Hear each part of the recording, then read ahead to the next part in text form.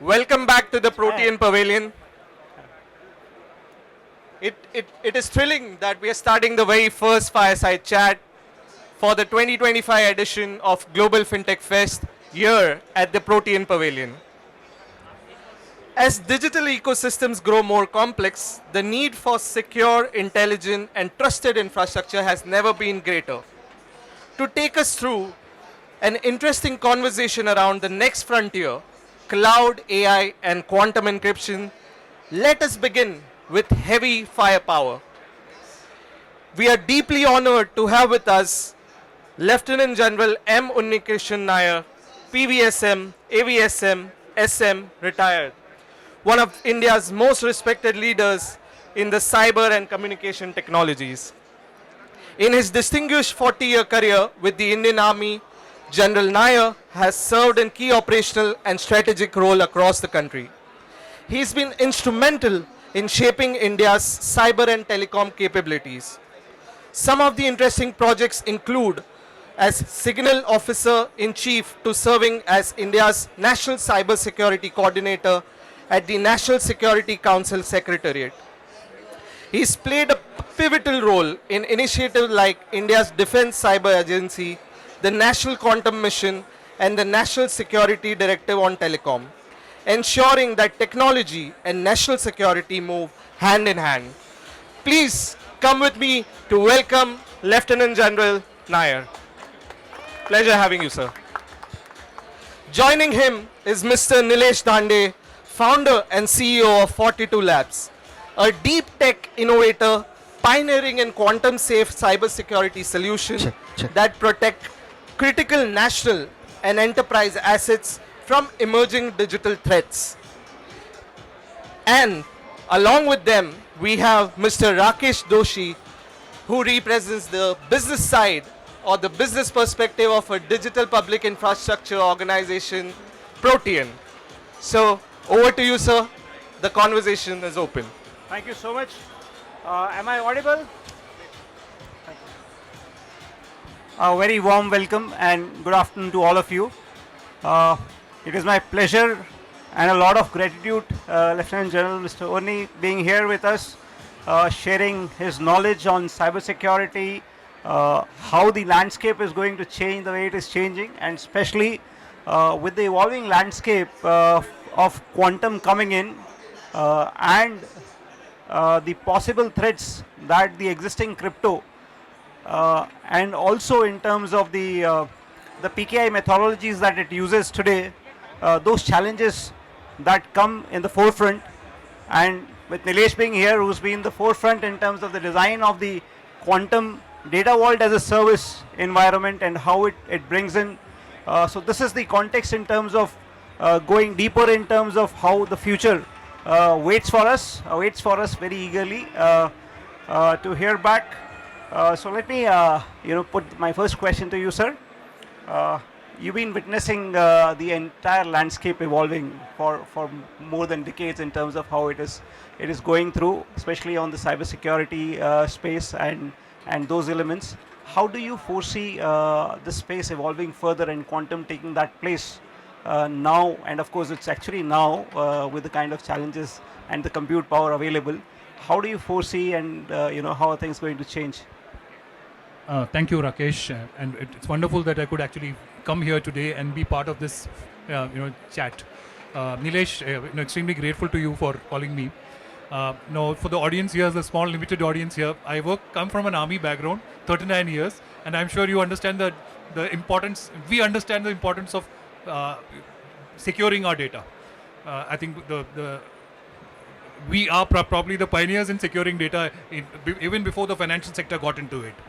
So we have our networks which are secure, we have our data centers which are secure, we have our applications which are now being developed, all of them onto secure, all extremely secure. And I'm sure for national security, I think these are all aspects which we needed to consider right from the beginning. And over the last 39, 40 years, I've seen the entire landscape changing. There was nothing called cyber till about mid-90s.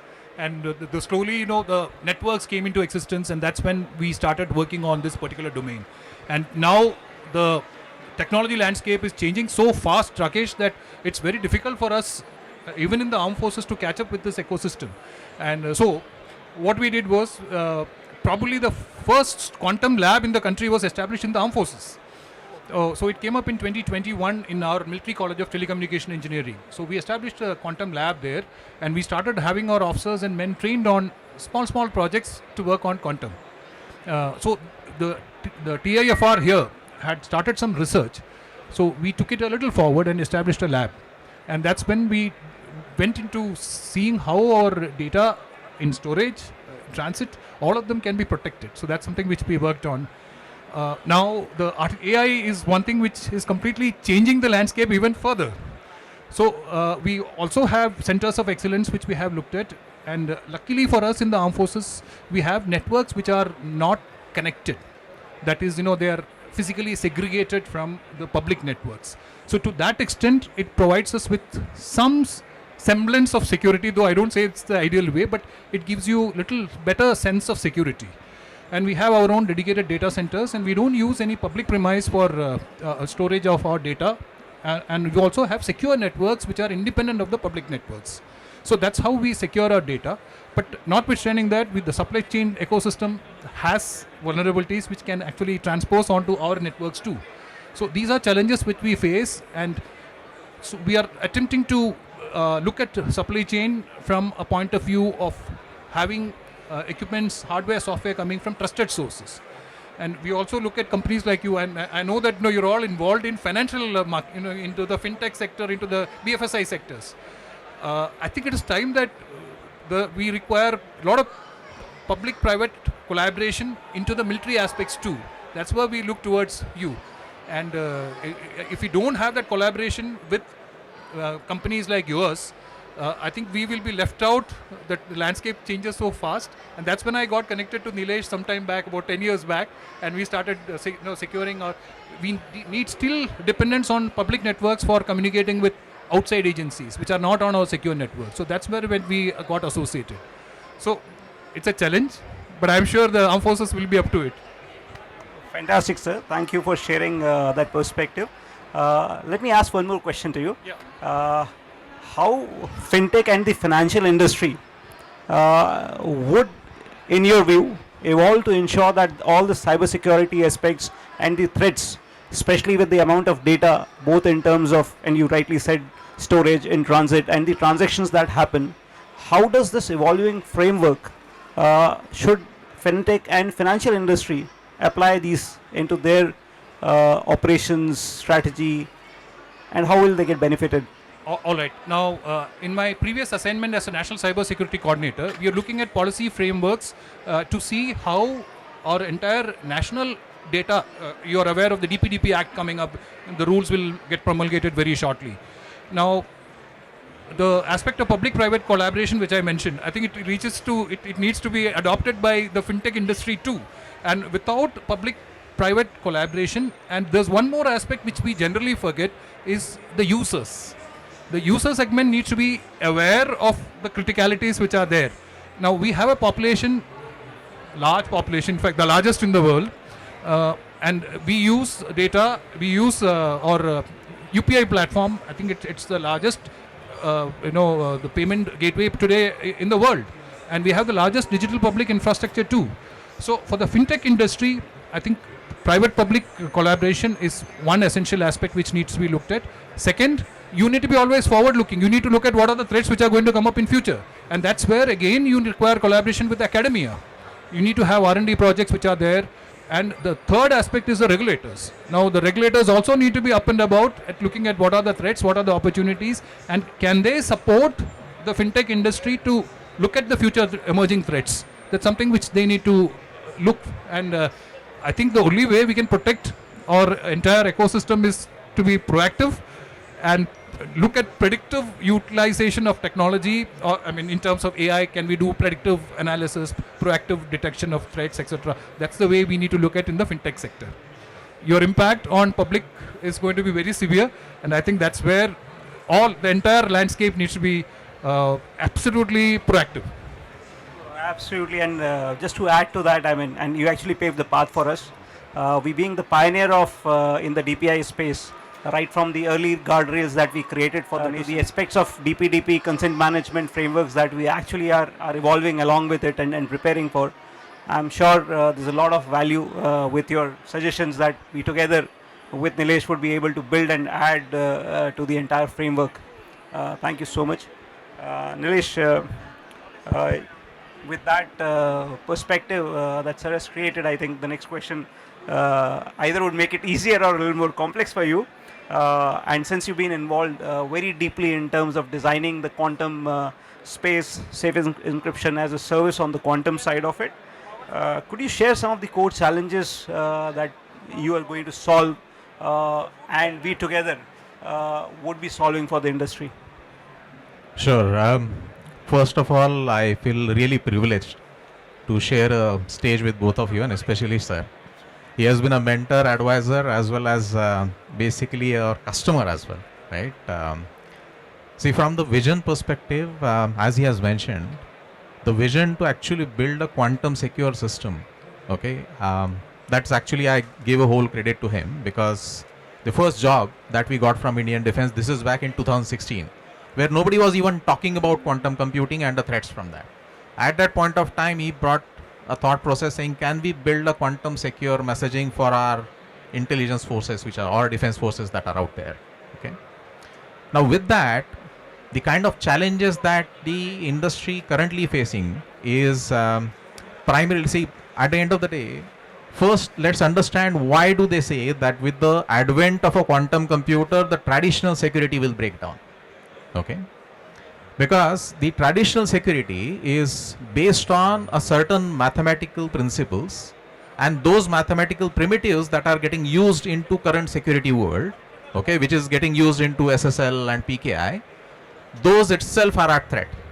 What does it mean? From the implication perspective, the implications are so severe. So if there is a Q day today, all of this what you are seeing here, right, it will go for a toss. Okay, that means the enemy who has the right amount of computer, okay, they'll be able to break that. Now how do you basically prevent that? Now to prevent that, you have a technology which is emerging, which is called as a quantum communication. Now within the quantum communication, there are again three areas. The two areas are related to hardware, where we actually use a hardware to generate the keys. Second is to transfer the key, and the most largest area that everybody should look after is called as a post-quantum cryptography. What is a post-quantum cryptography? It is the cryptography which is not susceptible to even a quantum computing attacks that is there, okay? So one of the challenges that industry, and I'm pretty sure that now the regulators with Sir's guidance will take a view on coming out with the guidelines for the entire regulated industry to move towards the post-quantum cryptography. See, what is started out there, it will out there, as in the US, we are already little bit of follower, we are behind in terms of coming out with a guideline, but the guidelines will be there to transition. And that will be the first challenge that we will face. How do you basically transition from pre-quantum world to the post-quantum world, right? So the migration part towards that. Superb.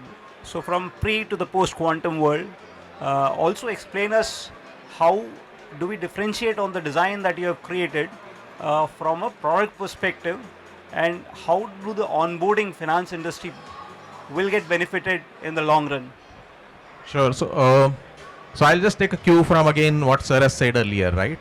Related to the what is the most critical digital assets that are there, which we are maintaining, and it is a data asset, right? And for the data asset right now, we are having a regulation which is for DPDP, which is primarily oriented towards the privacy part of it, okay?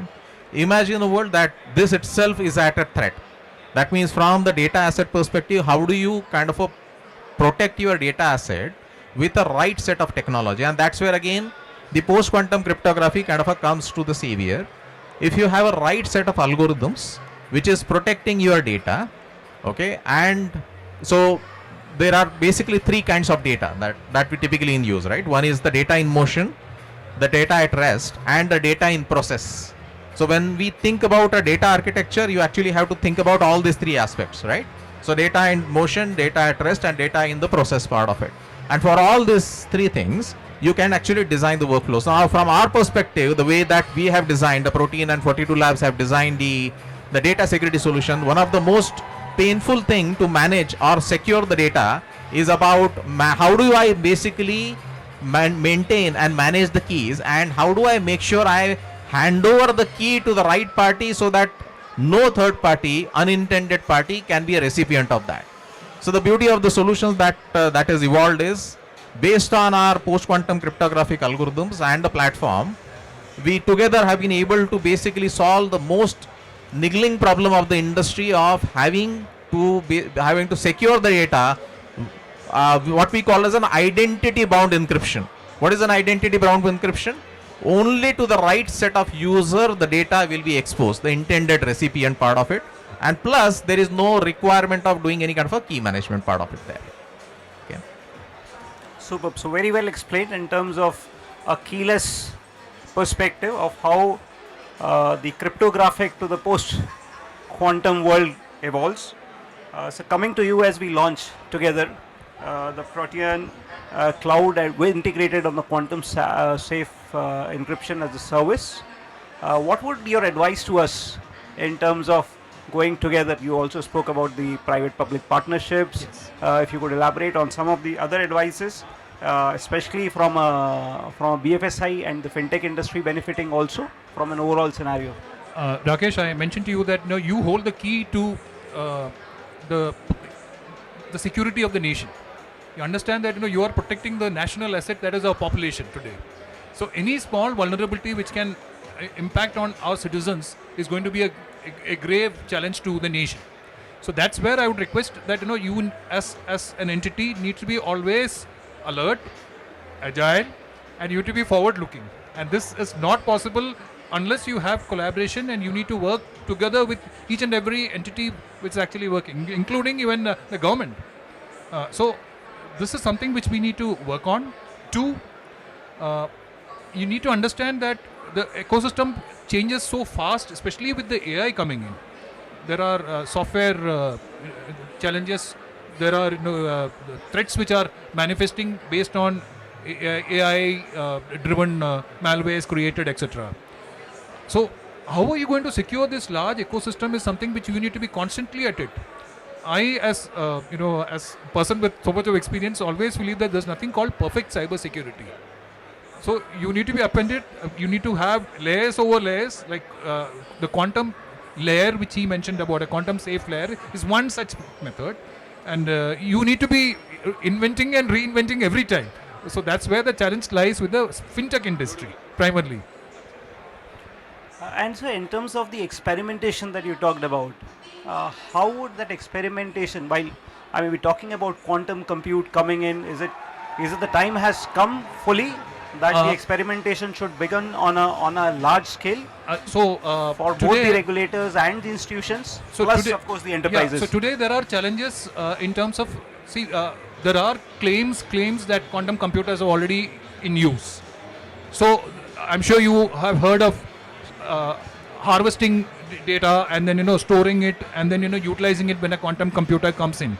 Now these are some of the traditional methods which are, but what I feel is today that the time for quantum computer is already there.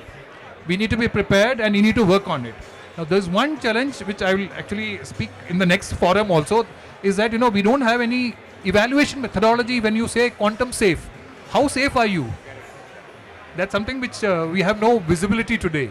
So that's something which again the government and the private sector, public sector, all of them need to work and look at an evaluation methodology of how quantum safe you are. That can only happen when you have quantum computers in use. So today there are many of our labs, many of our R&D ecosystem is working on quantum computers. So I'm sure you must have heard about, if you go through the open source, you will find 25 qubits computers or capabilities existing with some of our Indian firms today. Though many outsiders have larger industries. So we need to have a quantum safe ecosystem, and I think we should be working on it. People like you should be working on it now. Absolutely, and that's a very encouraging message for us.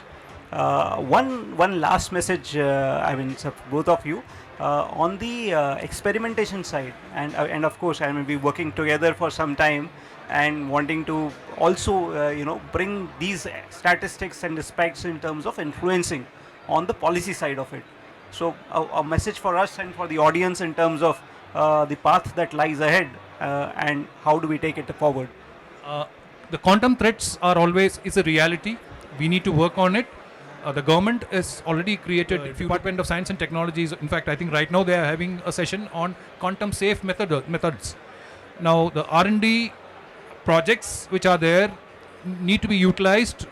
I think the private industry and the public industry both needs to be hand-holding, making sure that we have a quantum safe ecosystem created.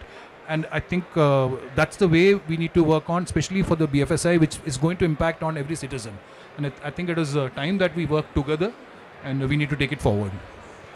That's really so. Thank you for the guidance. Nilesh, a message from your side. So, see, this is the biggest festival of fintech, right? And I think now there is a time to take a cognizance, as sir has given a guidance, related to the not only the quantum computer. See, cryptography actually has climbed to number 2 today in the vulnerability, the traditional cryptography that is there. What does it mean? Although looks like a threat, you can actually look this as a blessing in disguise. What does it mean? If your cryptography or if your security is at threat today, what is a natural thing to do? You need to understand what all cryptographic primitives are the entities that exist into my ecosystem, analyze that critically, and then find a transition plan. Automatically what will happen is your current infrastructure will also get analyzed automatically. That means not only tomorrow's threat, but you are also preventing today's threats as well. Okay. So one of the beautiful things that we accomplished together, Rakesh, and I'm very proud of that, is the data vault that we have built, right? It is not only for quantum computer, right? So that kind of a solution, even for the existing requirements of data security, will fit extremely well. That is there. Probably that could be the first experimentation that the fintech industry can pick it up. Otherwise, there are enough guidance that is available into the market in terms of migrating towards the secure future, right? So let's secure what's next. Thank you, Lieutenant General and Nilesh. It has been phenomenal to be with you and hear your comments, suggestions, and guidances. And you know, to my mind, the quantum is already here. Crypto is becoming primitive with the kind of challenges. So the early adoption on quantum and the experimentation is something that is critical. We welcome all of you from the audience to engage more at the pavilion with us and find more offerings and details of what we are bringing up to serve you better and make a more secure environment for you. And you know, there apart from the FinTech BFSI, there are some foundational ID elements which obviously because of crypto probably becoming primitive comes to forefront of how quantum data vault can actually make it stronger and more secure. Thank you so much, sir. Thank you, and heartiest congratulations on this particular product. Thank you so much. Thank you so much, sir. Just give us a moment. We would like to give a token of gratitude from our end. Rakesh, if you can. Thank you. Thank you so much, sir. Thank you, General Nair. It was an honor to host you. Thank you so much, sir. Thanks for coming. Pleasure meeting you. Mr. Nilesh Dande, thank you so much for being part of this insightful conversation. Can we just have a quick photo up with all three of you together? Please, sir. Please. Thank you.